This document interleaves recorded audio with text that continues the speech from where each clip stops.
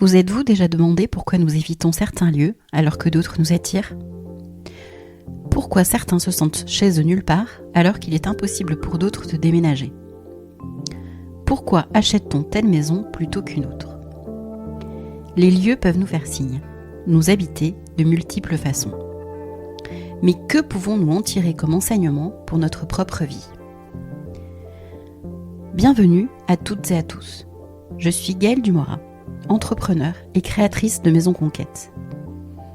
Maison Conquête est un podcast où je pars à la rencontre de personnalités inspirantes qui nous parlent de lieux de vie, de travail, mais pas que. Nous parlerons de psychologie, d'entrepreneuriat, d'énergie et d'histoire de vie. Aujourd'hui, j'ai le plaisir de recevoir Nathalie Andreu-Renaud et Jean Renaud. Nathalie et Jean sont géobiologues et ont écrit un livre « Mémoire de lieu, mémoire de vie ». Comment nos émotions imprègnent nos lieux de vie, aux éditions Secrets d'étoiles. Une belle rencontre connectée que je vous laisse découvrir. Mais avant cela, si vous voulez m'aider à faire connaître le podcast, c'est très simple. Il suffit de mettre 5 étoiles sur vos plateformes d'écoute préférées. Sinon, un partage de l'épisode sur vos réseaux sociaux sera juste parfait. Allez, bonne écoute!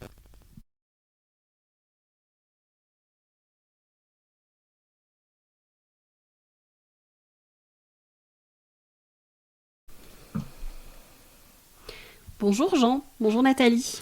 Bonjour Gaëlle. Bonjour. Merci de m'accueillir chez vous, à Escamps. Donc nous sommes là. Déjà, je vais peut-être raconter la rencontre que j'ai faite avec vous dans un premier temps. Je vais prendre la parole pour la laisser après. Donc on est là pour parler déjà de mémoire de lieu et de votre bouquin qui est... Alors j'aime bien le mot bouquin, je suis désolée, c'est un côté affectif. Il y en a qui n'aiment pas trop ce terme, mais... Moi j'aime bien aussi. Ah, bon, ça va alors. Qui s'appelle Mémoire des lieux, mémoire de vie. Mais moi, ce que j'adore, c'est le sous-titre « Comment nos émotions imprègnent nos lieux de vie ». Donc, vous êtes Jean Renaud et Nathalie Andreu-Renaud. Et vous êtes géobiologue. C'est ça. Je ne sais jamais si on dit géobiologue ou géobiologiste. Non. Alors, les deux se disent, mais le plus courant, c'est géobiologue. D'accord. Mais géobiologiste, ça se dit aussi. D'accord, ok. Donc, vous avez écrit ce livre ensemble, qui est un témoignage de votre expérience et de vos expériences que vous avez pu vivre au travers de lieux divers et variés. Moi, en fait, j'ai rencontré ce livre dans une librairie un jour où j'étais un peu agacée, énervée, et comme mon lieu ressource, c'est la librairie, enfin l'un de mes lieux ressources, je vous ai rencontré complètement par hasard au travers d'une étagère de librairie, pardon. Et quand j'ai vu ce titre, j'ai dit mais ça c'est pour moi, et je l'ai dévoré en 2 heures de temps.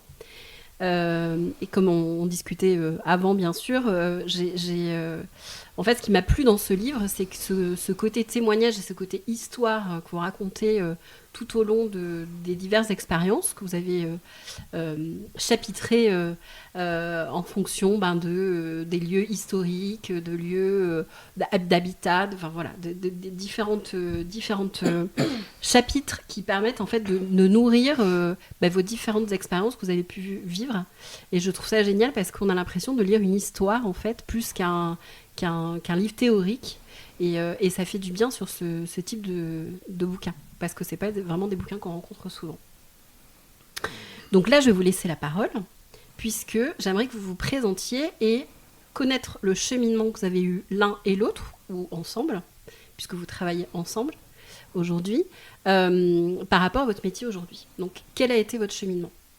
On commence par madame ou par monsieur ? Nathalie. Allez. Eh bien, moi j'ai été quelqu'un de très cartésienne, vraiment, oui, très cartésienne. Et vers l'âge, autour des 20 ans, j'ai commencé à avoir ce qu'on pourrait appeler des manifestations. Je n'ai pas trop d'autres mots à mettre là-dessus. À savoir, contact avec des défunts, lors d'enterrements, de choses comme ça. Et d'une part, ça me faisait très très peur. J'ai même eu des flashs de voyance qui, vraiment, c'était atroce. J'avais des visions d'accidents, de choses comme ça.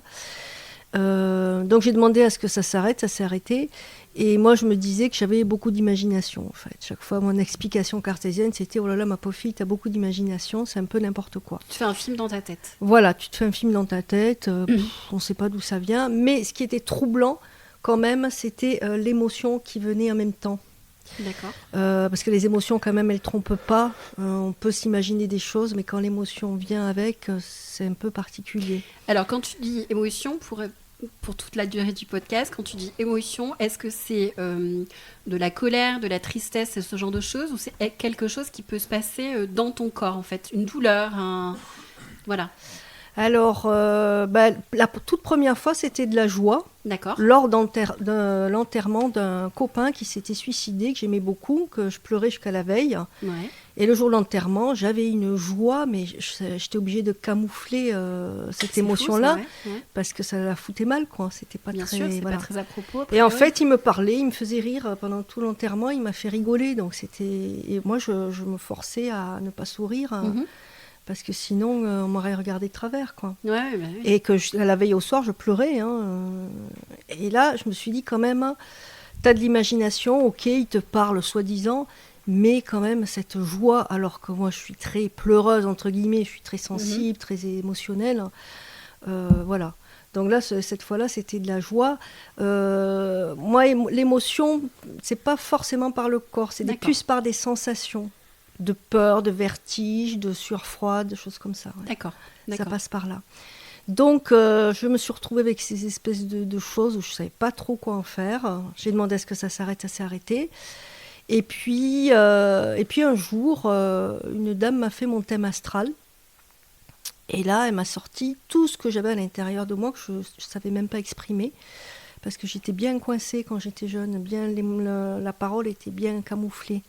Tellement sensible que je ne pouvais pas, chaque fois que j'exprimais quelque chose, on me disait « Oh, tu fais des histoires pour rien ».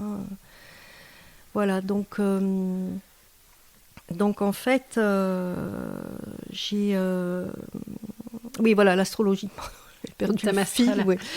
Le thème astral, cette dame me dit des choses, waouh, où je me dis « Ah ouais, elle me connaît mieux que moi-même ». On me suis dit, bon, j'ai mis ça dans un coin de mon petit cerveau et je me suis dit, tiens, un jour, je m'y intéresserai.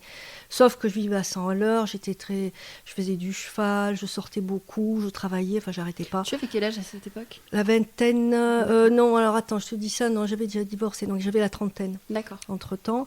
Et il a fallu que je me casse l'épaule d'une méchante chute de cheval, double fracture et luxation, pour que je puisse me poser. Et là, justement, curieusement, l'astrologue est revenu en me disant « Je te laisse tous mes bouquins, tu te débrouilles, je reviens dans un mois. » Donc j'ai tout fait à la main. Subliminal. Voilà. En plus, il fallait que je travaille de la main gauche, parce que la main droite était en bandoulière. Donc, et là, j'ai commencé vraiment à m'intéresser à l'astrologie. De se ralentir encore plus, en fait. Ouais. Il fallait me ralentir. Moi, j'étais partout à la fois. Je sautais partout. Donc ça a commencé comme ça. Après j'ai étudié d'autres choses, du magnétisme qui s'appelait l'énergie universelle, c'est très intéressant. L'astrologie, la kabbale, les tarots et après l'analyse et l'interprétation de rêves qui sont devenus vraiment une activité à part entière même aujourd'hui. Et quand j'ai rencontré Jean, on avait la quarantaine, on s'est rencontrés à la quarantaine. Là, j'ai toutes mes sensations qui sont revenues, à savoir des choses pas très sympathiques. C'est l'effet Jean. Et du coup, je me suis mis à avoir des sensations très fortes. Et pourquoi, à partir du moment où on s'est rencontrés ? Parce que lui était vraiment quelqu'un de très ancré, qui a pu m'aider énormément à ce niveau-là pour me protéger dans un premier temps, le temps que je comprenne ce qui se passait. Voilà, donc ça a été vraiment très salvateur. Et à partir du moment où on s'est rencontrés, on a parlé de tous nos intérêts qui étaient assez communs. Et ensemble, on a démarré la géobiologie. C'était en 2006. 2006, on a démarré. D'accord. Les formations, du moins. Voilà un petit peu. Donc aujourd'hui, on est géobiologues tous les deux. Moi, je suis analyste interprète de rêve. D'accord. Voilà. Et on fait les formations géobiologie. Ok.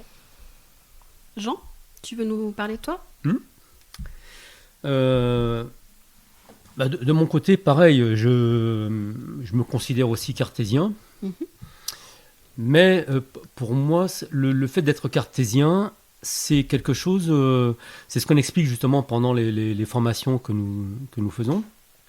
C'est qu'au contraire, c'est un avantage. dans le sens où quelqu'un qui va être cartésien, même dans le monde de l'invisible, va demander, entre guillemets, des preuves ou va avoir besoin de confirmer ses résultats. Oui. Donc le fait d'être cartésien, souvent on nous dit « Ah, mais moi je suis cartésien, tout ça », mais au contraire, c'est les stagiaires qui viennent nous voir en se disant cartésien sont en général ceux qui obtiennent les meilleurs résultats, les meilleurs ressentis. Parce que justement, voilà, mais est-ce que c'est pas une sécurité quelque part? C'est une sécurité, justement, pour ne pas partir. Tout à fait, Ouais, tout à fait. Ça oblige à pas aller être trop perché, C'est ça. rester un peu les pieds Même sur si c'est terre. bien d'être perché des fois, mais... Pas longtemps. Donc j'étais cartésien, et puis mes premières études, moi au départ, et même mon premier métier était électrochimiste. Donc j'étais, voilà, on va dire dans la matière. Tout à fait. Bon, après j'ai eu tout un tas d'autres métiers, tout un tas d'aventures. Et puis effectivement, lorsque j'ai rencontré Nathalie, elle m'a montré des choses un petit peu différentes. C'est-à-dire que c'est effectivement elle qui m'a amené ou ramené dans ce monde invisible que je supposais. D'accord. Hein. Ça veut dire que, contrairement à Nathalie, tu n'avais pas eu d'expérience? Si, j'en avais eu. Si. Après, avec le recul, mais Ouais. c'est aujourd'hui, je peux me le dire. Avec le recul, à différents moments de ma vie, j'ai vécu des choses, on va dire, particulières où je sais aujourd'hui, enfin je sais en toute modestie, mais je sais aujourd'hui que j'ai été confronté justement à ce monde. D'ailleurs, tu en parles dans le premier chapitre, je crois. Alors c'est possible, chapitre, au tout oui, début, oui. où tu parles d'une maison qui était un ancien monastère. C'est ça. Ce type d'expérience dont tu parles. C'est ça, tout à fait. D'accord. Et sur le coup, c'est vrai que j'avais passé une nuit un peu particulière, où je voyais régulièrement donc, des moines au-dessus de mon lit. Bon, voilà, pour moi, c'était, comme disait Nathalie tout à l'heure, c'était mon imagination, c'était du rêve, c'était tout ça. Alors, c'est possible que ça ait été mon imagination et des rêves, mais il n'empêche que j'ai vécu ça quand même, quoi. Ouais. Donc, voilà, et des expériences comme ça, j'en ai eu pas mal, mais à chaque fois, je mettais ça sur le compte de... voilà, c'est mon imagination, c'est... Enfin, c'est n'importe quoi. Ouais. Il n'y a rien de tangible. Voilà. Mais, bon, là, c'est un petit peu long parce que j'ai vécu une autre histoire aussi avec un camarade quand on était sur la route. On s'est retrouvé en gros vraiment dans un lieu. On a constaté quelque chose qui s'est passé. Et en fait, c'était une route que notamment mon ami connaissait par cœur. Il la pratiquait régulièrement depuis des années et des années. Et quand on s'est concerté par rapport à nos sensations, ce qu'on avait ressenti, etc., et même notre peur qu'on avait ressentie, eh bien, on n'a jamais pu, même en étant repassé sur cette route-là plus tard, on n'a jamais pu retrouver l'endroit exact. D'accord. Donc là, c'est pareil, moi je n'ai pas d'explication particulière par rapport à ça, on l'a vécu, donc j'ai vécu plein de choses comme ça, mais voilà. Disons que je mettais pas ça de côté, mais en même temps, je n'avais pas les... Tu prenais le petit caillou sur le chemin, tu le mettais dans la poche, mais tu oubliais que tu avais des cailloux dans la poche. C'est ça. Je donne souvent l'image que lorsque je me baladais en forêt, parce que j'aimais bien déjà la nature, etc., je pense une bonne description, c'est ça, c'est que en fait, je n'aurais pas été étonné de rencontrer un esprit de nature ou de rencontrer un être, on va dire, invisible. Voilà, je ne m'attendais pas à les voir, mais je n'aurais pas été étonné si j'en avais rencontré un. Je comprends. Voilà, c'était ça ma situation. Donc ensuite, quand on s'est intéressé en 2006 à la géobiologie, là encore, c'est Nathalie qui a soulevé le lièvre, on va dire, et qui m'a entraîné là-dedans. Bon, elle n'a pas eu besoin de me pousser beaucoup, hein, mais voilà, c'est elle qui a trouvé, notre premier formateur. D'accord. Donc, on va dire quasiment dès les premières semaines, j'ai su, alors qu'on avait une autre activité, on avait une société commerciale, tous les deux à ce moment-là. Dans quel secteur ? On vendait du matériel automobile par Internet. D'accord, en fait. donc très cartésien, on va dire là aussi, très dans la matière, quelque part. C'est parce qu'en fait, à ce moment-là, j'étais dans le milieu automobile, justement. Donc, pour venir dans le Lot, pour sortir des contrées un peu trop... Urbaines, voilà, c'est ça. il fallait créer notre emploi, donc on a créé notre société. D'accord. Donc ça, c'était en 2005. On a rencontré, si j'ose dire, la géobiologie en 2006.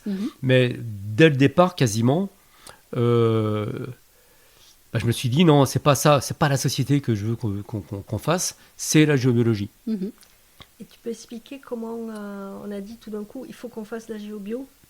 Ça rappelle? Oui, non, mais je me souviens parfaitement. Bon, alors après, il faut prendre ça aussi avec des pincettes. Il faut faire attention, on va dire, aux conséquences. C'est-à-dire que j'étais parti méditer, parce que les méditations, c'est pas ça? Non. Ah, Mais donc. vas-y, continue. Mais Nathalie, Voilà. sinon, Ouais, tu peux raconter toi-même. Donc vous aurez deux versions. Alors. D'accord. Voilà. En fait, un jour, un de mes meilleurs amis Ah oui, au me départ, dit, d'accord. voilà, D'accord. un de mes meilleurs amis nous dit, je fais passer un géobiologue chez moi. On était encore dans le Midi, dans le sud de la France.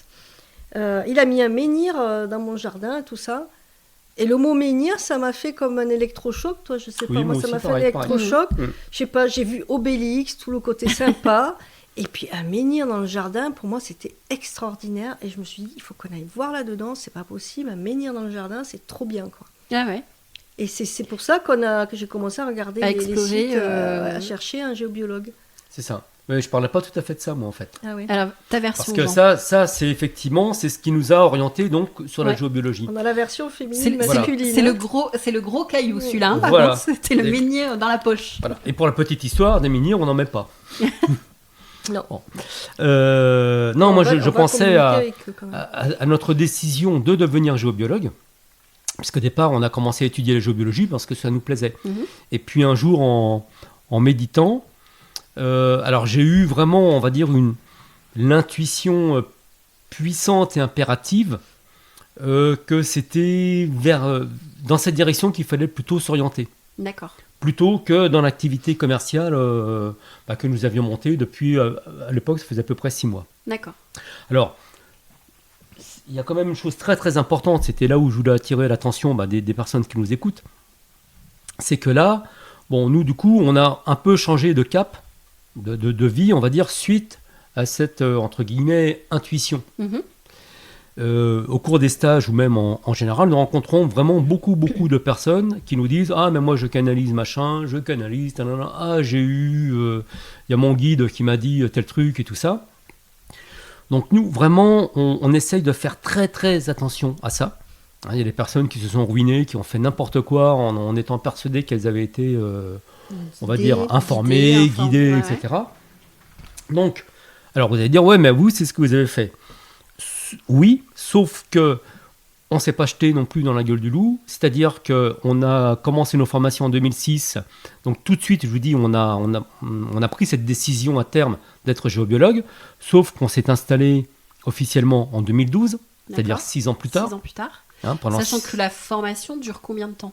La formation, elle dure tout le temps. En fait, Ouais. même encore aujourd'hui, Alors, on la suit- formation théorique, on va l'appeler comme ça. Alors, nous, celle que nous pratiquons, on va dire, elle peut se faire si on fait tous les stages. Alors, qui sont orientés géobiologie ou qui sont complémentaires à la géobiologie, D'accord. on va dire une petite année. Ok.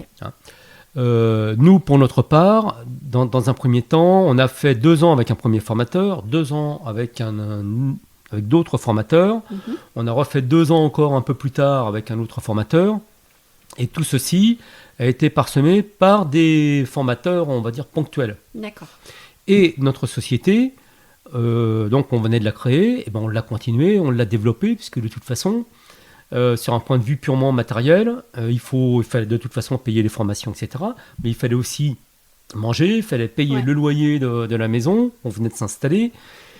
Ce que je veux dire par là, c'est que ce n'est pas parce qu'à un moment donné, vous pensez avoir reçu un message comme quoi il fallait faire telle chose, changer de vie, etc.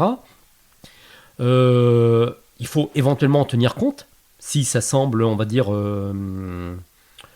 comment dire, Impérieux. oui, impérieux, enfin, puis que ça s'appuie sur quelque chose, Mhm. mais il ne faut pas non plus faire n'importe quoi. Ouais. Il Ce que faut tu veux prendre dire, son temps. c'est que, Quoi. voilà, c'est qu'il faut prendre son temps pour envisager, pour se former, pour C'est ça, prendre l'ampleur en faire des choses, c'est ça. sans lâcher le côté quotidien. C'est ça, c'est ça. Ok. C'est ça. Et puis, Mais c'est un message important, c'est vrai. Et puis se laisser guider aussi. Nous, quand on a commencé les harmonisations, comme tout le monde, c'était chez les copains, la famille pas trop, mais plutôt chez les amis et tout ça. Et puis petit à petit, les gens nous ont dit « Ah, mais c'est super ce que vous faites, le ressenti, tout ça. Nous aussi, on aimerait bien ressentir. Est-ce que vous feriez pas des formations ?» C'est même pas nous qui avons décidé des formations, c'est plusieurs personnes qui nous ont dit « Est-ce que vous feriez pas ?» Et c'est comme ça qu'on a monté les choses. On a un peu laissé faire aussi. On s'est formé, on s'est organisé, mais on a un peu laissé faire aussi la vie. On n'a pas tout poussé et tiré pour avoir ce qu'on voulait, quoi. Alors j'ai le sentiment Ça, aussi important. que vous êtes formé avec plusieurs personnes. Et ce qui vous a permis aussi de créer votre, j'ai pas envie de dire méthode parce que c'est pas de la méthode, mais votre ressenti, votre façon de travailler. Votre façon de travailler. Tout à fait.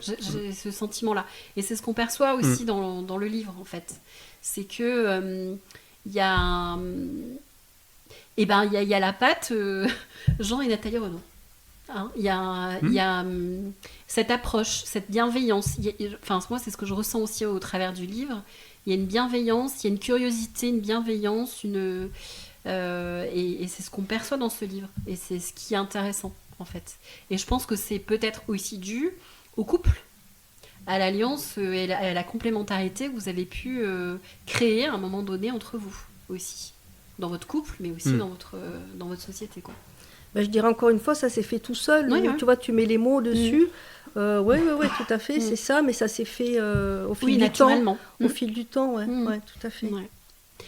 Alors, si on rentre maintenant dans le vif du sujet, qui est la gélo-bio, mais certes, mais c'est surtout... moi, c'est la question qu'on me pose souvent quand on rentre dans un lieu, quel qu'il soit, ou qui il soit. Des fois on se sent bien, des fois on se sent mal. Comment vous l'expliquez vous aujourd'hui, en fait? Bien, en fait, on en parle de plus en plus maintenant. On parle beaucoup de fréquences, de taux vibratoires, de résonance. Donc en fait, tout est fréquence. Ouais. Bon, ça, on va dire, on vit une époque où on parle beaucoup de physique quantique. Oui. Donc ça, c'est une grande chance. Et là où je suis heureux aussi, c'est que justement, ces expériences de physique quantique expliquent de plus en plus ce que l'on vit au quotidien. Pas forcément dans la géobiologie, mais en règle générale, justement, pourquoi on est attiré par telle personne, tel lieu, ou des choses comme ça. Et ce qui se passe en nous. Donc ça se passe sur un point de vue, sur un point de vue quantique. Après, lorsque l'on va entrer dans un lieu, ce lieu, donc justement, vibre. Il a une certaine fréquence. Cette fréquence va être liée à ce qui s'est passé dedans, la manière dont il était aussi conçu, par rapport aux événements qui ont eu lieu, par rapport à la situation aussi, on va dire tellurique, par rapport aux phénomènes présents, etc. Donc il y a beaucoup de paramètres qui vont jouer sur cette fréquence. En plus, cette fréquence peut évoluer dans le temps, en fonction de ce qui s'y passe. Donc lorsqu'on entre dans ce lieu, nous à ce moment-là, à cet instant T, on a aussi notre propre fréquence qui est liée aussi à notre santé du moment, notre vécu, nos émotions du moment, etc. Donc si c'est même pas une question de fréquence basse ou élevée pour le lieu, si le lieu est, parfois on entend si le lieu est mauvais ou chargé ou quoi que ce soit, c'est pas du tout ça. C'est le rapport entre la fréquence du lieu et notre propre fréquence. Est-ce qu'il y a on va dire une disharmonie, une différence trop élevée entre la fréquence du lieu et la nôtre? Par exemple, si l'on entre dans un lieu qui est où il s'est passé des drames, ou qui était très très chargé, on va dire, et que nous à ce moment-là, on est dans une fréquence très élevée, eh bien, on va effectivement sentir un décalage. Et on ne va pas se sentir bien dans ce lieu. Ouais. Par contre, si on arrive dans ce lieu, toujours aussi chargé, mais qu'on est dépressif, qu'on a des gros soucis de santé, des gros soucis de vie, des gros soucis professionnels, qu'on est au ras des pâquerettes, on va dire, il y a de très fortes chances pour qu'on trouve ce lieu très équilibré, charmant. D'accord.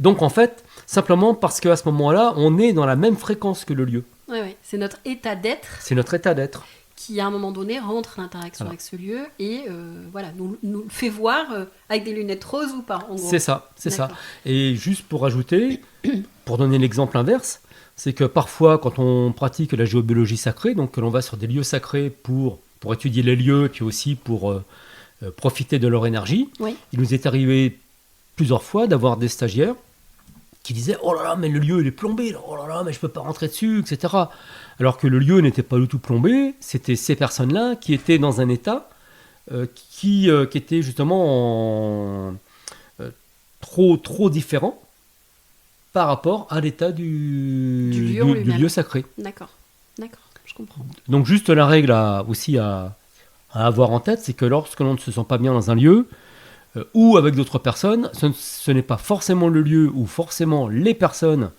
qui ont un souci, ça peut être tout simplement nous qui ne sommes pas en phase avec eux. Ouais, je comprends. Donc ça veut dire qu'il faut mettre de la conscience, on va dire, quand on ressent ce décalage sur ce qui nous anime nous à l'instant T, pour comprendre si la problématique, quelque part, si on peut appeler ça problématique, c'est le lieu ou si c'est nous en fait. C'est bien ça. C'est ça, Ouais. c'est ça. D'accord. Sachant que les deux peuvent tout à fait se rejoindre. Oui, bien sûr.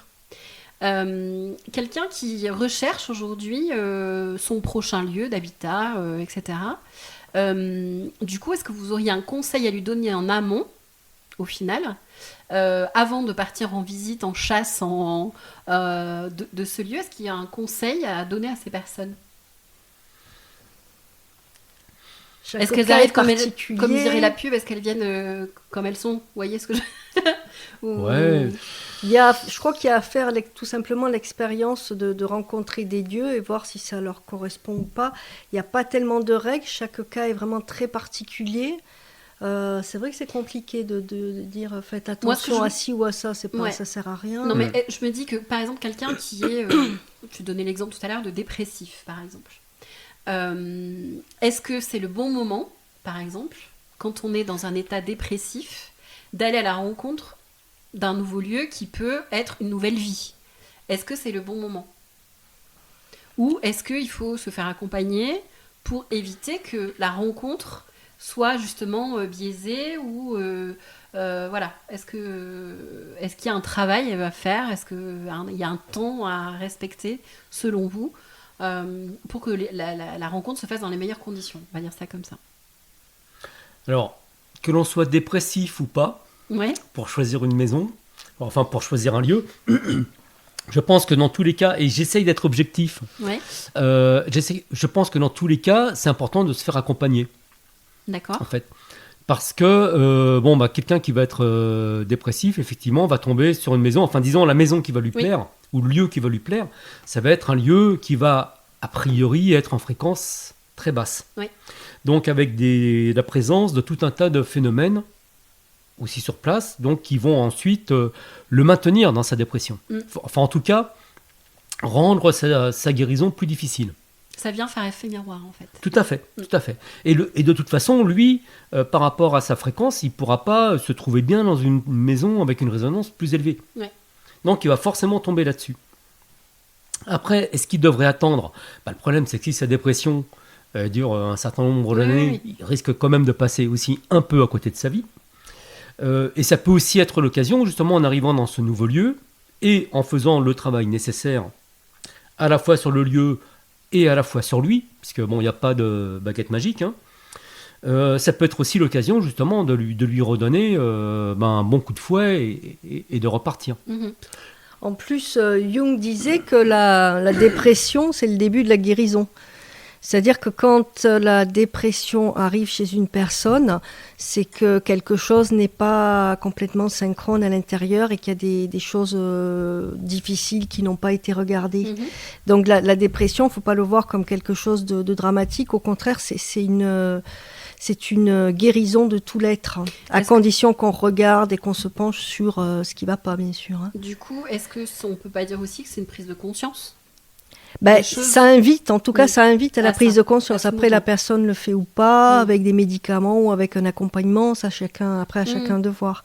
Mais c'est une proposition de guérison. D'accord. Donc, c'est pas forcément négatif, au contraire. Ok, merci pour cette réponse. Aujourd'hui, quand on rentre dans un lieu, qu'est-ce qui peut venir interférer dans ce lieu ? Dans le livre, vous en parlez un petit peu plus en donnant des exemples. Il y a des entités humaines, des entités non humaines. Est-ce qu'on peut en savoir un peu plus ? Est-ce que vous pouvez nous donner un petit peu de grain à moudre ? Ça, c'est notre quotidien. C'est ça. Il y a, on va dire, deux... Pour nous, hein. Alors oui. après, c'est important de préciser aussi une chose, c'est que tout ce que l'on dit là, nous, c'est notre façon de voir les choses. Oui. Donc, c'est notre vérité. Ça ne veut pas dire que c'est la vérité. C'est notre vérité. C'est la façon dont nous avons, alors en partie, appris à interpréter. En grosse partie, où nous avons expérimenté. Et donc, du coup, nous interprétons par rapport à notre propre expérience. Oui. Donc, tout ça, nous, ce que l'on dit là, c'est ce qu'on pense être juste par rapport à notre regard. Et donc, d'après nous, il y a, on va dire, principalement deux types de phénomènes. Les phénomènes telluriques qui sont liés à la Terre. Donc ça, bon, je pense que beaucoup de personnes qui écoutent les connaissent un peu. C'est tout ce qui est réseau tellurique, courant d'eau souterrain, les failles telluriques, cheminées cosmotelluriques, etc. Donc tout un tas de phénomènes qui peuvent, alors dans certains cas, ou être de ce que l'on appelle polarité positive, c'est-à-dire amener de l'énergie, oui. ou de polarité négative, en enlever. Puisqu'en fait, on retrouve ces mêmes phénomènes dans les lieux sacrés, par exemple. Oui. Et jusqu'aux églises romanes, églises et cathédrales ont été construites, n'ont pas été construites déjà n'importe où, donc elles ont été construites justement là où il y avait des phénomènes telluriques importants et qui allaient permettre de faire le lieu un lieu sacré. Donc ces phénomènes ont une influence. Donc on va rencontrer ça. Après, il y a effectivement... Alors nous, on ne dit pas entité humaine, on dit âme humaine, pour faire justement la différence. Bon, même si c'est un pléonasme, puisqu'une âme, ça a forcément été humain, hein, mais pour bien faire la différence avec les entités. Donc une âme, c'est l'âme de quelqu'un qui est mort et qui, pour X raisons, n'est pas monté. On va dire dans la lumière. Quelles que soient les croyances, on ne parle pas de religion. Hein. Et puis les entités... Alors il y a des entités, on va dire... donc les entités, c'est forcément non humain. Ça n'a jamais été une âme, ça n'a jamais été un humain. Et des entités, il peut y en avoir, on va dire, des naturels, entre guillemets, donc on peut rencontrer, comme si on rencontrait des animaux ou des plantes dans la nature. Et puis, la majorité des entités que nous rencontrons dans les lieux, ce sont des entités qui sont liées aux humains. Donc qui n'ont pas été eux, mais qui ont été liées à ces personnes-là par notamment les émotions. D'accord. Donc quelqu'un qui va être dans une très très grande colère va en finale créer des entités, une entité de colère qui pourra aussi bien rester accrochée à lui, donc accrochée à ses champs subtils, qu'être par exemple sur le fauteuil où il passe X heures par jour. On pourrait schématiser ça comme un petit nuage qu'on aurait au-dessus de la tête. C'est ce qui précède l'entité en fait. D'accord. Alors le petit nuage, c'est ce qu'on appelle la forme pensée. Ouais. Et à un moment donné, quand cette forme pensée devient tellement puissante qu'elle se cristallise en entité. D'accord. Ce qui ne veut pas dire qu'elle disparaît, hein. Elle se multiplie, elle change simplement de forme, mais elle peut parfaitement rester en tant que forme pensée au-dessus de la personne, D'accord. devenir une entité en même temps dans les champs subtils de la personne, et en même temps être sur son fauteuil. Ce qui fait que même lorsque cette personne, par exemple, part, pour X raison, ou part de la maison, voilà, même si on déménage le fauteuil, on aura toujours l'entité à l'emplacement du fauteuil. D'accord. Et ça nous est déjà arrivé de retrouver, je pense notamment une harmonisation qu'on avait faite suite à donc un déménagement. Enfin, la maison était vide et la personne, donc l'enfant des personnes qui avaient habité dans cette maison voulait vendre la maison ne se vendait pas. D'accord. Donc elle nous avait demandé d'harmoniser la maison et on avait pu retrouver, je pense notamment au piano, c'était l'emplacement du piano, et on avait retrouvé une entité à la place où se tenait, je crois que c'était le père ou la mère, bon je ne sais plus, enfin l'un des deux, qui se trouvait tout le temps là, et on avait retrouvé une entité qui était liée donc à cette personne, à l'emplacement où elle jouait du piano. D'accord. C'est comme, oui, on sentir une présence. Quand on dit on sent une présence dans une maison, c'est pas la présence physique de cette personne qui n'est pas là. C'est cette énergie qui est brassée en fait et qui vient imprimer les murs ou c'est ça, ou au niveau des entités, ouais. ou l'objet qui meuble cette maison en fait. C'est ça. Oui, parce que ça s'applique donc au lieu, ça s'applique effectivement aux objets, ça s'applique à tout, quoi. Ouais, bien sûr. Est-ce qu'il y a une pièce dans la maison, là, ça vient. Est-ce qu'il y a une pièce dans la maison où il peut y avoir accumulation de ces entités, en fait, plus facilement qu'une autre? Est-ce que vous avez constaté ça dans vos différentes expériences? Oui. Oui, dans les chambres, souvent, il y a des entités vraiment, ou des âmes d'ailleurs, liées vraiment au vécu des personnes, parce que c'est le lieu de l'intimité, c'est le lieu où on se repose, où on passe du temps. D'accord. Donc on a souvent des âmes ou des entités au pied du lit. Alors souvent, évidemment, si c'est à droite ou à gauche, si c'est un couple, monsieur ou madame, donc on va travailler sur la personne concernée. Et aussi, on a remarqué dans les salles de bain. Ouais. Parce que dans les salles de bain, on se nettoie, on se lave, dans tous les sens du terme. Et du coup, quand on est face à la glace, qu'on se lave les dents, on peut avoir des petits bilans, des petites prises de conscience, des choses comme ça. On en a trouvé souvent dans les salles de bain. D'accord. Ouais. Donc ça veut dire, sans faire de généralité bien sûr, mais ça veut dire que si, encore une fois, on visite un lieu, une maison, etc., qu'on veut louer, acheter, etc., et qu'on a une sensation, on va pas l'appeler mauvaise, mais en tous les cas une sensation étrange ou voilà un moral qui se plombe, etc., dans une salle de bain, ça peut s'expliquer, ça peut être une explication. C'est ça. D'accord. Ça peut être une explication, ouais. D'accord. Une des nombreuses explications. Oui, voilà. Qu'est-ce qu'il y a comme autre explication d'ailleurs, puisque tu dis nombreuses explications? Disons qu'on en trouve partout, je pense. Et de suite, les caves et les greniers, c'est rempli d'entités. Pourquoi? Parce qu'elles sont tranquilles, elles sont dans le noir complet, donc elles sont peinardes, il n'y a pas trop de monde, donc elles sont vraiment présentes. Pourquoi je disais ça? Je ne sais pas. D'accord. non, mais c'est pas grave. Hein. Quand on visite une maison, on achète une maison et on veut la rénover. On veut faire des gros travaux. Comment est-ce qu'il y a un process? Est-ce qu'il y a quelque chose à faire pour respecter quelque part aussi l'âme des lieux? Parce qu'il y a aussi des âmes positives. Il y a des choses positives qui se passent dans tes maisons. Comment qu'on fait? Qu'est-ce qu'on fait? Alors là, il y a plein de choses à dire. Alors, juste avant d'oublier, oui. Nous, on ne parle pas d'âme positive. D'accord. Et en fait, on ne parle pas de positif ou négatif. On parle de polarité positive ou négative. Ok. Et donc, pour nous, alors toujours pareil, ça c'est notre vérité, oui. Les âmes sont de polarité négative. C'est-à-dire que les âmes, si on les rencontre là, ouais. En tant qu'âme, ouais.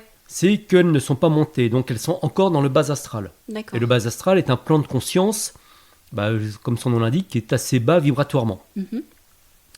Donc l'âme qui va être là, même si c'est l'âme de son conjoint, de la grand-mère, de sa grand-mère préférée, de quelqu'un qu'on adorait de son vivant et qui nous adorait de son vivant, à partir du moment où cette personne est là en tant qu'âme, énergétiquement parlant, elle va puiser notre énergie. D'accord. Donc nous affaiblir. Entre guillemets. Il y a une deuxième chose aussi, c'est que cette âme, à ce moment-là, puisqu'elle est dans le plan astral, le plan astral, c'est ce qu'on appelle aussi le plan émotionnel. D'accord. Donc cette âme est encore liée aux émotions. Elle a de l'ego encore. Et elle est liée à son ego, ce qui veut dire qu'elle n'est pas forcément bonne conseillère. D'accord. Dans certains cas. Oui. Parce que parfois on nous dit aussi, ah oui, mais elle nourrit ses intérêts, on va dire ça comme ça. On nous dit souvent, nous, même mon guide, c'est ma grand-mère et tout ça, elle était gentille. Sauf que la grand-mère, peut-être qu'elle avait quelques soucis, c'est peut-être pour ça qu'elle n'est pas montée non plus, et que, elle n'est peut-être pas si bonne conseillère que ça. D'accord. Donc nous, dans tous les cas, à de rares cas, exceptionnellement à de rares cas, on travaille toujours de manière à comprendre pourquoi l'âme n'est pas montée Et puis, on essaye d'expliquer à l'âme qu'il faut justement qu'elle monte, qu'elle continue son évolution. Et on explique la même chose aussi à la personne. Donc ça, c'était juste pour parler des âmes. Donc, si l'on veut rénover une maison, ce qui est une excellente idée, puisque c'est une façon justement de nettoyer les mémoires de la maison,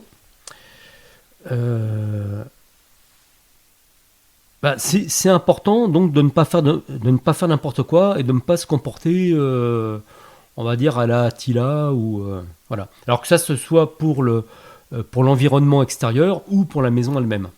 L'environnement extérieur, tu parles du jardin ? Le jardin, tout ce qui touche, voilà, c'est ça. On a parfois des cas de personnes qui arrivent sur un nouveau terrain, alors que la maison soit à construire ou déjà construite, ils arrivent, qui rasent tout, etc. D'accord. En général, assez rapidement, ça se passe mal pour eux. Il y a un certain respect à avoir des lieux. C'est ça. La première chose que nous avons faite lorsque nous sommes arrivés là où nous sommes aujourd'hui, donc sur le terrain, et que nous avons décidé donc de construire une maison, donc forcément d'abattre aussi des arbres. Ça a été de nous adresser à l'énergie du lieu. Donc certains l'appellent le gardien du lieu. Il y a à peu près la même chose. Je dis à peu près parce que c'est pas tout à fait ça. Il y a à peu près la même chose pour les maisons. Donc ce qui importe, c'est vraiment d'arriver et de se présenter. Il y a un petit chat qui veut parler.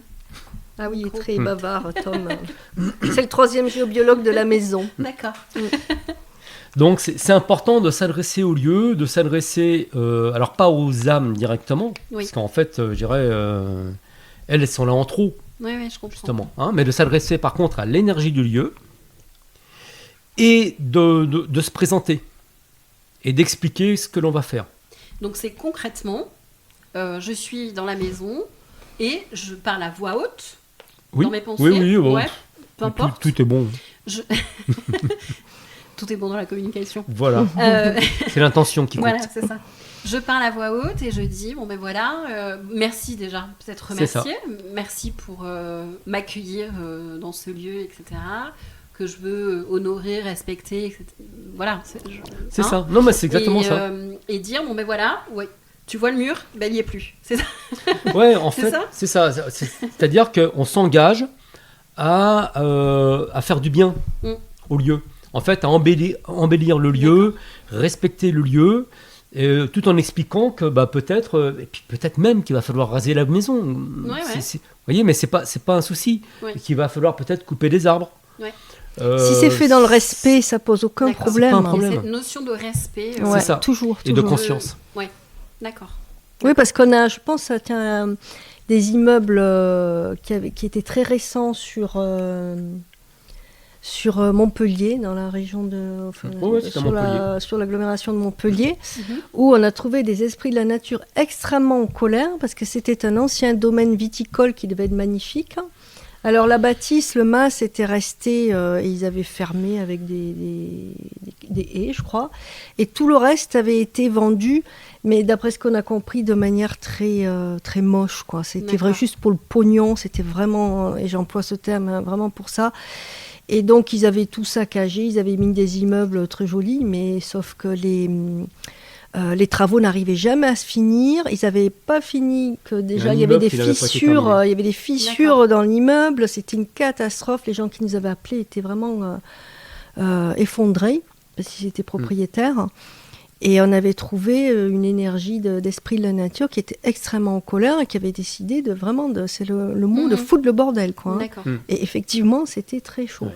Donc on a essayé d'apaiser, de dire aux personnes de mettre beaucoup de plantes sur le balcon, de s'adresser aux esprits de la nature et de leur dire qu'ils étaient désolés, mais qu'eux n'y étaient pour rien. Et du coup, après, quand on les a revus un an après, je crois, sur un salon, et ils nous ont dit que ça allait beaucoup mieux, eux, et puis les gens qui avaient mis beaucoup de plantes et qui avaient fait quelque chose d'assez sympa. Dans le sens de la nature, là aussi. Voilà, cet immeuble-là avait été plus ou moins préservé, mais il y avait eu une colère. Au départ, on croyait que c'était une entité très sombre. En fait, c'était un des esprits de la nature maîtres, on va dire. Qui vraiment nous avait dit avoir une forte colère. Ça avait été tout démembré, tout fait n'importe comment, quoi. Donc le respect, c'est la base de tout, mais même pour les humains. Je veux dire, on parle du monde invisible. Bien sûr. Oui, mais ça paraît moins naturel de le faire pour une maison. On arrive, c'est Oui. notre propriété, et donc je fais ce que je veux chez moi, quoi. Ouais, c'est ça. Ouais, c'est En gros. ça, ouais. Donc je pense que c'est moins naturel. Voilà, Oui, c'est oui. moins. Bah, disons qu'on est moins habitué, Oui. moins instruit Oui, bien sûr, c'est ça. là-dessus. Déjà, on ne l'est pas spécialement forcément pour la nature, Ouais. même pour les personnes, mais là, le monde invisible, Mhm. on n'en parle pas, quoi. Ouais, d'accord. Est-ce qu'il y a d'autres choses à envisager?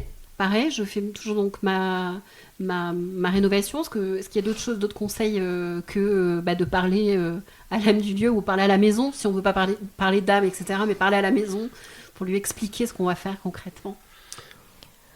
Parler, oui, enfin nous on dit qu'on parle à l'esprit du lieu, Mm. l'esprit de la maison ou l'esprit du lieu.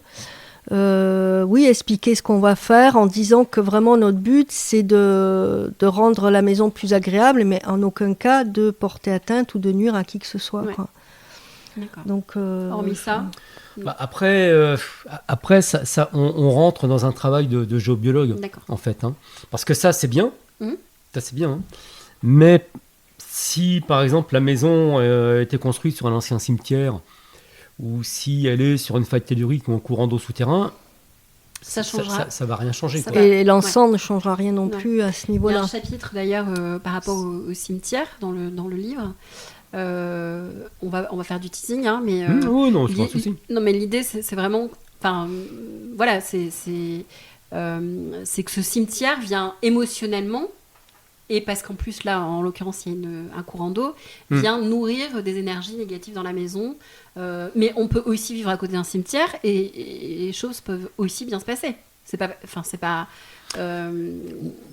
Oui, bon, Oui, c'est c'est pas pas un environnement systématique, c'est pas C'est pas un environnement, systématique. on va dire, Non. favorable, mais ça peut aussi bien se passer, j'imagine, pour certains. Mais je pense qu'il y a peut-être plus d'âmes dans les maisons que dans les cimetières. Parce que les cimetières, c'est pas très attirant. Bah, Les gens préfèrent retourner chez eux. Que... Oui, ce qui se passe dans les cimetières, ce dont on parle dans le livre, Oui. c'est que le petit souci du cimetière, c'est le courant d'eau souterrain qui passe sous le cimetière et qui passe ensuite sous d'autres lieux d'habitation. Le souci, il est là, il n'est pas directement au niveau des âmes, Ouais. effectivement. Et donc les émotions passent, Et les émotions passent. les émotions des personnes qui visitent C'est ça. les tombes et le cimetière, c'est ces émotions-là qui viennent nourrir quelque part l'eau C'est Voilà, ça. voilà. et qui ressort sur C'est ça. les maisons environnantes. Quoi. Qui vient se mettre en résonance Ouais. avec aussi les émotions des personnes. Ouais, ouais. C'est-à-dire que si les personnes habitent une maison, même à côté d'un cimetière, mais qu'elles sont, on va dire qu'elles nagent dans le bonheur, que Ouais. voilà, tout ça. Bon, les émotions de colère qui vont passer sous elles, Oui, elles vont passer, quoi. ça va pas les toucher, quoi. Hein. Elles vont Pas, passer, mais pas rester. C'est ça, Mm. c'est ça. Mais c'est vrai que la mémoire de l'eau a un impact Ah oui. phénoménal. Hein. Est-ce que ça veut dire que je rénove une maison, j'ai beaucoup de soucis sur cette maison, est-ce que ça veut dire que c'est moi qui ai un problème, c'est moi qui rentre en résonance avec cette maison de manière... alors, je vais pas dire négative, puisqu'on n'a pas le droit de le dire. J'ai retenu la leçon. Mais qui rentre en résonance à un moment donné. Et donc, est-ce que c'est pas, encore une fois, vers moi que je dois me tourner, tourner le miroir vers moi et de me dire, bon, qu'est-ce qui va pas, quoi?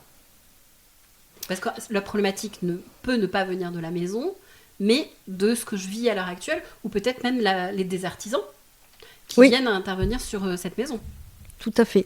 Ça peut venir de la personne, ça peut venir des artisans qui interviennent, ça peut venir du lieu. C'est vraiment... chaque cas est particulier, on ne peut Ouais. pas dire... Mais est-ce que ça doit quand même mettre la puce à l'oreille et donc de vous appeler pour venir voir ce qu'il a lieu de faire? Oui. Puisque vous intervenez sur ce genre de problématique aussi. Problématique de rénovation de maisons qui s'épuisent, Oui. comme l'immeuble à Montpellier, Oui, oui. au final. Mm.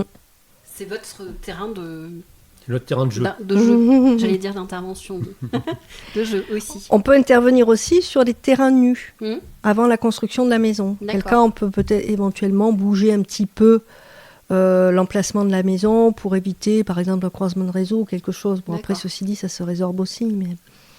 Donc ça c'est l'idéal. quand on arrive à intervenir avant que la maison soit construite. Une maison neuve, donc vous avez un peu répondu là maintenant tout de suite à la question. Une maison neuve, est-ce qu'il y a une âme du lieu? Il y a le gardien du lieu. Ouais. C'est-à-dire le gardien, c'est-à-dire qui est une énergie qui peut être un esprit de la nature ou un autre être Ouais. Du lieu. Donc ça veut dire que ça ne va pas forcément, admettons que ce soit dans un lotissement, D'accord. lui ne va pas respecter la parcelle. Oui. Alors il peut parfaitement être le gardien du lieu, de l'ensemble du lotissement ou de la vallée ou de choses comme ça. Hein. C'est nous ensuite qui découpons. Oui. Mais ça n'existe pas dans le monde invisible. Donc il va y avoir effectivement ce gardien du lieu. Donc quand on arrive pour construire une maison neuve, bah pareil, on s'adresse à ce gardien et puis on s'adresse aussi aux végétaux, aux arbres, comme on disait tout à l'heure.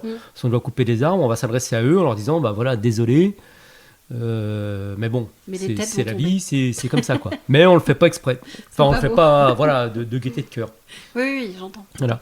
Mais juste pour revenir aussi à ce que tu disais juste avant, les phénomènes que l'on va rencontrer dans les maisons, le passé de la maison, les mémoires de la maison, elles vont être en résonance avec la personne. Donc la personne, lorsque nous faisions des salons, on faisait toujours des conférences, et le titre de la conférence était « On ne choisit pas sa maison par hasard ». Oui. Donc cela veut dire qu'une autre façon de voir les choses, c'est qu'on a parfois certaines personnes qui nous appellent, qui nous disent oh voilà, enfin qui se présentent un peu comme des victimes, qui nous disent voilà, depuis que je suis là, c'est dramatique, tout ça, il nous arrive ça, la maison, elle est presque, c'est Amityville quoi. Mais en fait, si elles sont là, c'est que, comme tu disais, il y a aussi, elles ont peut-être quelque chose à comprendre. Et quand je dis peut-être, c'est parce que je suis gentil. Oui. Hein, elles ont peut-être quelque chose à comprendre en fait. Donc il faut effectivement... Là encore une fois, la maison vient faire effet miroir. C'est ça, elle vient les aider. Les phénomènes qui sont présents, même s'ils sont casse-pieds, même s'ils peuvent être dramatiques, même s'ils peuvent aussi influencer notre santé d'une manière dramatique, ils nous invitent en fait à nous regarder et à voir ce qui se passe quoi. Ouais. Sinon, de toute façon, si on n'était pas en résonance avec ça, c'est ce qu'on disait en tout début, elle n'aurait pas pu entrer dans cette maison. Les personnes n'auraient pas choisi ce lieu. Donc, il y a une résonance. Ouais, je comprends. Et moi, je dirais qu'actuellement, il y a vraiment quelque chose de l'ordre d'une dictature du bien-être. Ouais. Hein, si on regarde les réseaux sociaux, il faut être bien coûte que coûte. Il faut... Chez soi, tu veux dire hein. Chez soi, en soi, pareil. Et le problème, c'est que les zones d'ombre, au lieu d'être regardées pour ce qu'elles sont, c'est-à-dire quelque chose qui va nous faire évoluer et avancer dans nos problématiques, eh bien, on va tout mettre de côté et il faut être bien, il faut avoir une parole impeccable, il faut ci, il faut ça. Et je veux dire, tout ce qui est dit négatif, pour moi, c'est aussi important. Bien sûr. Si je ne regarde pas d'où viennent mes colères, elles ne vont pas se résorber du jour au lendemain. Si j'arrive à voir que, parce que quand j'étais petite, papa ou maman m'a engueulé pour un truc complètement injuste et tout, et que j'ai eu un phénomène d'injustice et de colère, bon, en comprenant un peu d'où ça vient, déjà, ça va permettre d'apaiser le truc. Mais le problème, c'est, je pense à une dame l'autre fois qui nous a appelés, qui était très mal parce que vraiment c'était Amityville chez elle. Elle avait fait passer plusieurs personnes, dont un exorciste et tout ça, et ça revenait. Et elle nous a dit, venez m'enlever tout ça. Et on lui a dit, nous, on va pas enlever. Il y a déjà des personnes qui l'ont fait, mais on va venir regarder chez vous ce qui fait que ça revient et que ça revient. Tourner le miroir dans la bonne direction. Voilà, c'est ce que tu disais tout à l'heure. Mais la pauvre dame, elle était prise en panique, elle n'arrivait pas elle ne voulait pas. Elle nous a dit non, il faut que vous m'enleviez ça. Et nous, on a dit on ne peut pas. En plus, elle voulait qu'on vienne sur place. On était loin, nous on peut tout à fait travailler à distance, il n'y a pas de souci. Mais elle n'a pas capté que ça venait d'elle. Pour elle, c'était vraiment le truc de l'ordre du diable ou de l'enfer, enfin un truc comme ça, quoi. Alors, nous, dans notre jargon, ça n'existe pas, ces mots-là. Le diable, il est intérieur, l'enfer, il est intérieur. C'est pas la faute de l'extérieur, quoi. C'est jamais la faute de l'extérieur. Ouais. Et si c'est pas agréable, eh ben c'est comme ça aussi. Je veux dire, personne ne traverse sa vie en n'ayant que des bonnes choses, des bonnes synchronicités et tout ça. Les synchronicités peuvent être négatives, et là, ça nous remet dans les rails aussi, hein. La maison, c'est un outil de développement personnel, même si j'aime vraiment pas ce terme de développement personnel. Ouais, parce nous que- non plus. Mais en même temps, je trouve pas de... Mais tout fait effet miroir, Ouais. la maison, Mm. les arbres, les animaux. Les animaux, quand les animaux sont malades, il faut regarder en nous ce qui ne va pas Mm. aussi. Je veux dire, c'est tout est effet miroir. Mm. Nous, on travaille spécifiquement sur les maisons et la résonance avec les personnes, mais tout fait effet miroir. Mm. Une personne qui travaille en communication animale, elle va dire, effectivement, il y a quelque chose qui ne va pas chez vous aussi. Voilà, enfin, c'est pas que ça ne va pas, c'est qu'il y a quelque chose à regarder. Oui.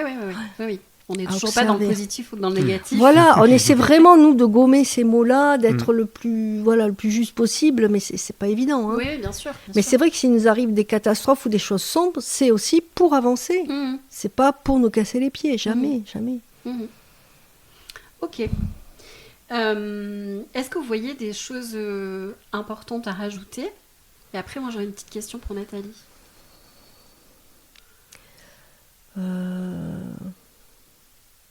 T'en as, toi, à rajouter, Jean? Jean, il a toujours plein de choses à rajouter. Jean, c'est l'historien de Ah, la famille. ouais. On aura des choses à rajouter. Moi, je dirais que c'est aussi l'orientation de tous les stages que nous faisons. Oui. C'est qu'il est important, il est important de s'écouter. Alors donc toujours pareil, ça peut être aussi à double tranchant. Hein. Quand on dit s'écouter, c'est-à-dire c'est tenir compte de ses émotions, de ce que l'on ressent, de son intuition. Écoutez les bruits de son corps. Oui, c'est ça. Mm. C'est ça. Et pas s'écouter, tiens, j'ai envie de... Oui. Bon, C'est je pas veux dire, l'ego qui parle. voilà, c'est ça. Tiens, j'ai envie de manger du chocolat parce que ça me Une fait du tarte bien. au citron meringuée, Voilà. c'est meilleur. Je dis ça parce que j'adore le chocolat. Voilà, c'est important de s'écouter. Nous, la plupart des personnes qui viennent en stage, on parlait un petit peu tout à l'heure du stage de Claire Ressenti. Nous, le stage de Claire Ressenti et les autres stages, mais celui-là en priorité, notre but, ce n'est pas que les personnes ressentent avec leurs mains, parce qu'en réalité, on sait quasiment tous le faire déjà, c'est inné. Hein. Pareil, quand on nous dit, ouais, moi j'ai un don ou j'ai reçu un don de ma grand-mère, bon, ok, sauf que le don, on l'a tous. Mm. Le don, c'est de s'écouter. Mm.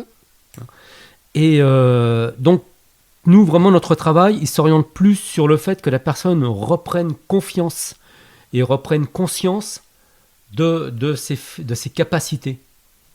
Je pense que c'est ça notre véritable travail.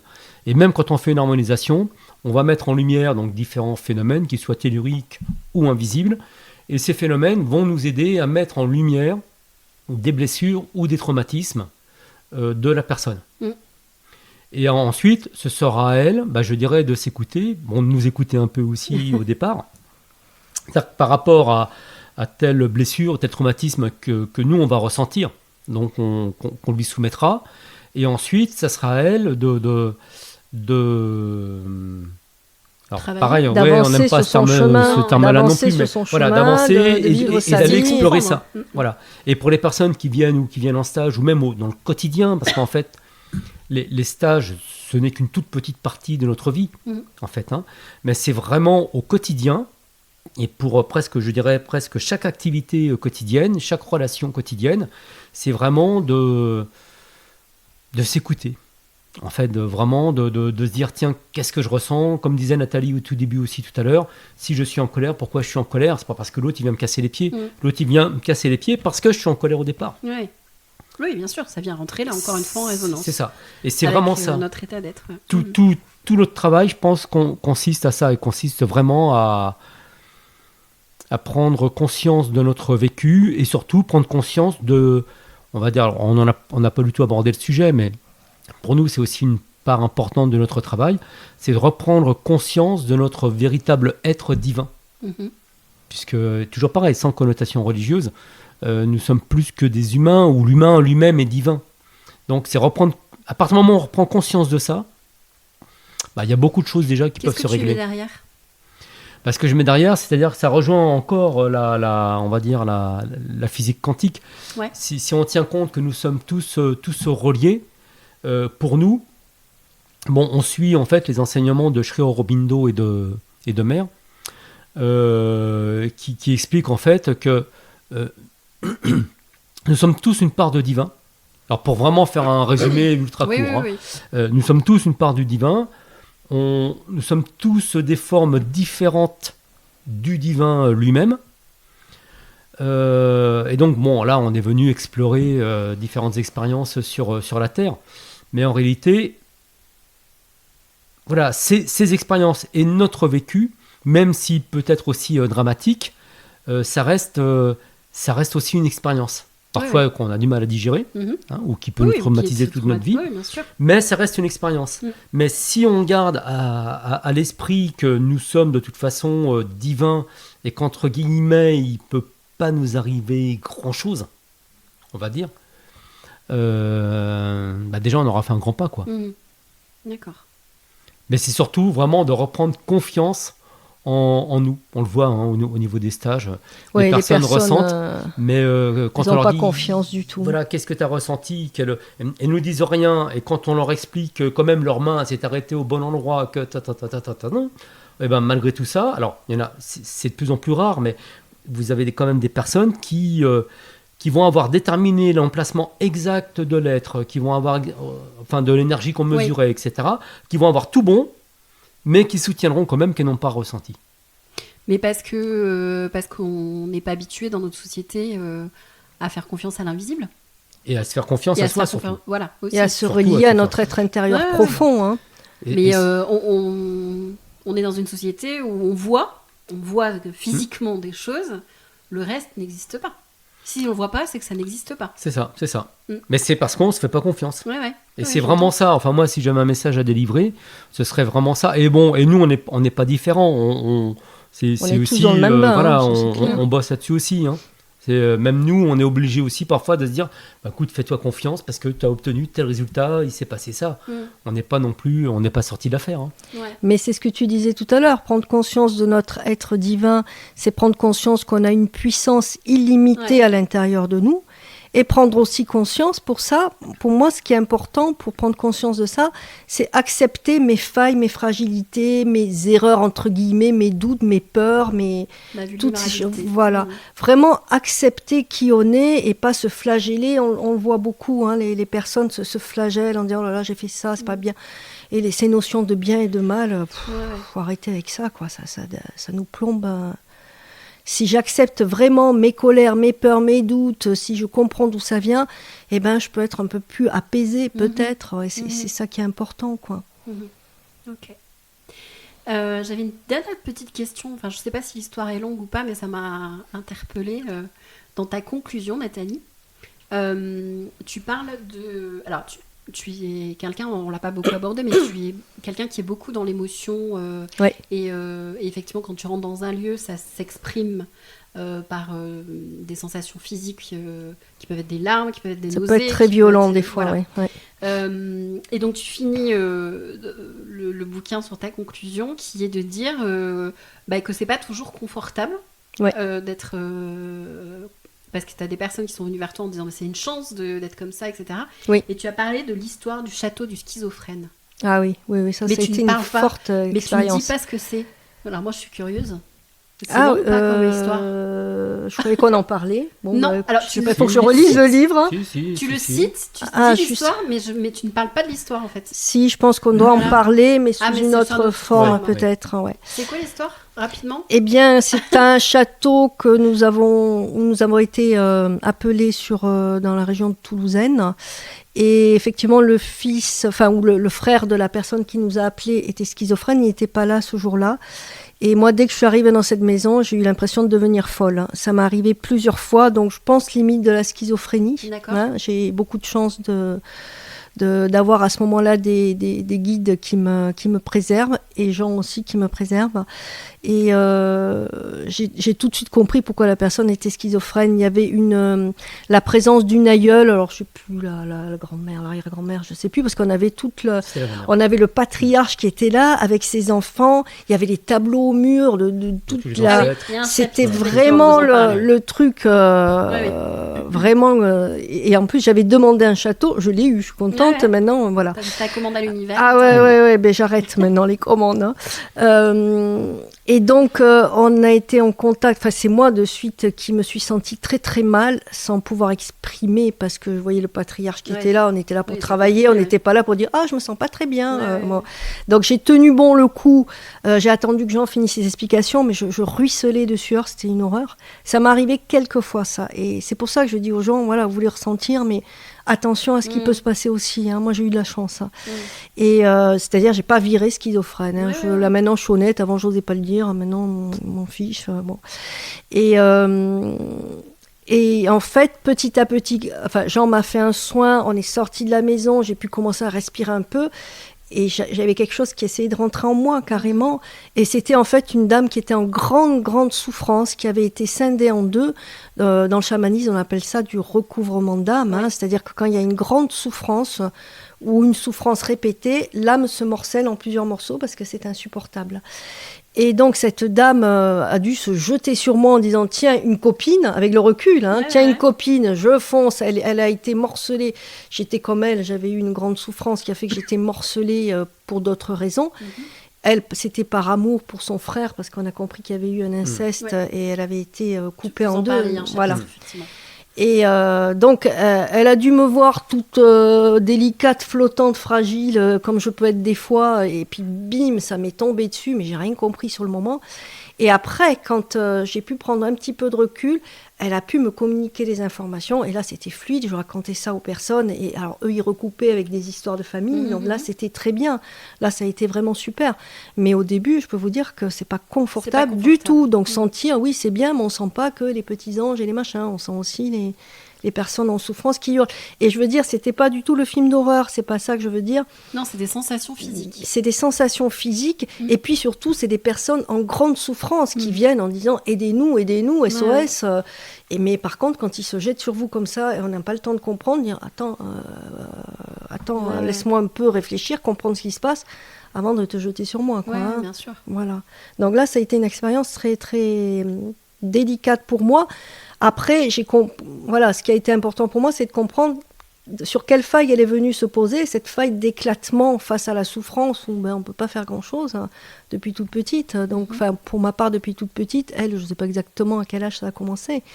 Mais voilà, le château de schizophrène. Ah oui, c'est violent, hein, ça peut être violent. C'est pour ça, les gens qui me disent je veux à tout prix ressentir, je veux dire, mais si vous ne ressentez pas, c'est que c'est comme ça, vous avez autre chose à faire aussi. Tout le monde veut ressentir les choses aujourd'hui. Allez-y mollo, parce que ça peut être sportif. Hein, Et j'ai compris d'où venait la schizophrénie. J'en ai eu un petit aperçu. Donc je pense, c'est mon humble avis, et je ne sais pas du tout où je mets les pieds, mais je pense que des personnes schizophrènes peuvent être traitées, entre guillemets, peuvent être accompagnées en chamanisme ou avec des méthodes qui peuvent éventuellement, si c'est pas trop tard, les sortir de cet état-là. Ouais. Je pense que les schizophrènes ont beaucoup eu affaire à des âmes ou des entités et se sont retrouvés submergés. D'accord. Il y a un très beau livre qui s'appelle La chamane blanche de Olga, je ne sais plus son nom, c'est une dame russe qui a fait cette expérience-là de sauver quelques schizophrènes en comprenant ce qui se passait justement dans le monde invisible. C'est très intéressant. Ouais. J'ai cherché les infos, je n'en ai pas trouvé là-dessus, donc il faut aller à la pêche, quoi. Toute une histoire encore à tisser là aussi. Oui. Merci à tous les deux pour tous ces échanges et ce moment passé ensemble. Merci Gaëlle. Si on veut vous retrouver des infos, donc vous avez votre site déjà. Est-ce que vous pouvez donner l'URL, le lieu de votre site? Je le réécrirai après aussi dans tous les supports, mais c'est toujours bien de le noter et de l'entendre. Alors le site, c'est donc énergie, sans accent bien entendu, hein. Donc énergie du 6 et du 6 géobiologie.fr. Ok. Si vous tapez les gens et Nathalie Renaud géobiologie, ça marche. Il y a des chances. De toute manière, je le mettrai sur tous les réseaux donc il n'y a pas de souci, mais c'est toujours bien de l'entendre aussi. Donc, pour l'actualité, on retrouve toute votre actualité, donc avec toutes les formations sur notre site directement. Oui, la chaîne YouTube. Voilà, et vous avez une chaîne YouTube où vous avez fait des petites vidéos brèves sur des sujets divers et variés qui s'appelle, j'imagine pareil, énergie et Alors géobiologie, ou pas la chaîne YouTube s'appelle Géobiologie 46. D'accord, ok. Voilà. Très bien, mais qui est en lien avec le site. Oui. Et vous avez oui. une page Instagram où vous n'êtes pas très très très présent. Hein, Et la page Facebook non plus. Et voilà. Mais elle a le mérite d'exister. Voilà, c'est ça. Hein, Ouais, voilà, tout à fait. Ben, un grand merci à toi, Gaëlle. Bah, C'était merci. vraiment très, très agréable. Avec plaisir. Ta Vraiment. présence très, très inspirante. C'est gentil. Et il y a une autre chose comme l'actualité, c'est quand même le oui. bouquin. J'allais l'oublier. Hein, Oui, oui. il est là. Donc je partagerai tout, bien sûr. Et Oui, merci à il y a même une petite vidéo qui présente le Oui, c'est livre vrai. sur notre chaîne. oui. Ouais. Et sur le site, YouTube. en lien avec le site. Oui. Ouais, tout à Ouais. fait. Eh bien, merci. Merci à tous les deux Merci à l'univers. et à très bientôt.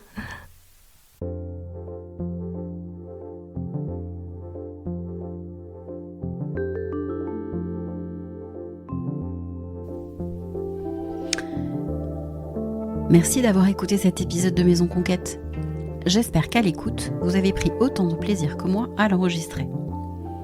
Grâce à Nathalie et Jean, nous pouvons maintenant mettre des mots sur nos ressentis. Et ça, c'est plutôt rassurant. Je vous invite à aller plus loin en lisant le livre de Nathalie et Jean, que vous pouvez retrouver dans toutes les bonnes librairies. Si vous voulez m'aider à faire connaître le podcast, c'est très simple. Il suffit de mettre 5 étoiles sur vos plateformes d'écoute préférées, Apple Podcasts ou Spotify. Sinon, un partage de l'épisode sur vos réseaux sociaux sera juste parfait.